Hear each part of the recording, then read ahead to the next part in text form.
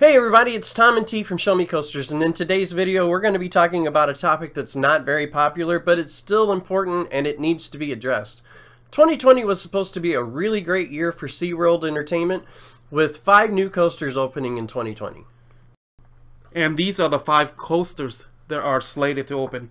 At Busch Williamsburg, we have Pantheon. And at SeaWorld Orlando, we have Icebreaker. Busch Garden Tampa, we have Gwazi, the RMC coaster. At SeaWorld San Antonio, we have Texas Stingray, the GCI coaster. And last but not least, we have SeaWorld San Diego, the dive coaster, Emperor. And you know, whenever these coasters were announced in 2019, everyone was excited, especially about the Gwazi project. Yeah, the park enthusiasts. I love this franchise. They got some of the prettiest parks. And we go to SeaWorld Orlando and Busch Garden Tampa almost every year after visiting family during the holidays. But unfortunately, COVID-19 has hit this year, and it has made a very major dent in all of the amusement park industry. As of right now, SeaWorld Entertainment has stated that they have enough petty cash on hand to operate until the end of 2021 season, even if the parks don't open. But liens have been placed against all 5 of their new coasters. These are the liens that are placed on the current coaster that's in project. Yeah, at SeaWorld Orlando, Premier Rides has placed a $2.7 million lien against Icebreaker. At SeaWorld San Antonio, Guernsey Tingle Architecture has placed a $47,000 lien against Texas Stingray. Also at SeaWorld San Diego, Level 10 Construction Company has placed a $3.3 million lien against Emperor Dive Coaster. And at Busch Gardens Williamsburg, Henderson Incorporated has placed a lien against Pantheon for an undisclosed amount.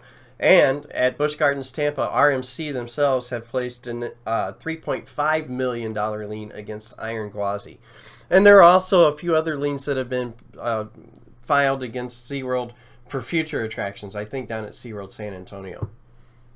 So as far as we know, all of the construction has been completed on all of the coasters. They're just waiting for riders to be able to get on and enjoy them. So what the public don't know that if a lien is placed on any rides or construction, you basically did not pay people to produce your product.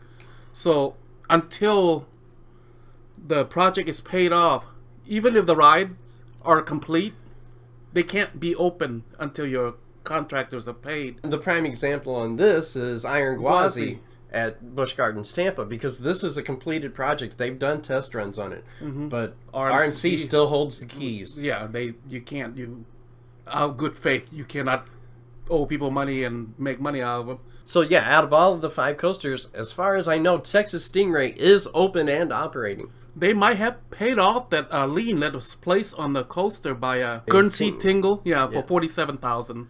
I mean, that's a really small drop in... Yeah, this article was written in June 16th. So, in order to kind of predict the future, we have to look at the past. And we've seen this happen before with Six Flags. During the late 2000s, or the 2000s decade, Six Flags was adding a coaster to almost every other year with all their parks. And it got them into a financial bind when the economic collapse of 2008 hit. And with COVID, we just don't know when this is going to end or when we're going to come out of this. But SeaWorld can't continue these practices. Well, I am praying that this park survives. But yeah, like Tom said, you cannot continue with adding. I know they're stepping away from the animals and adding more coaster to try to bring the collection up, but they just have to delay this approach. It's just not economically feasible.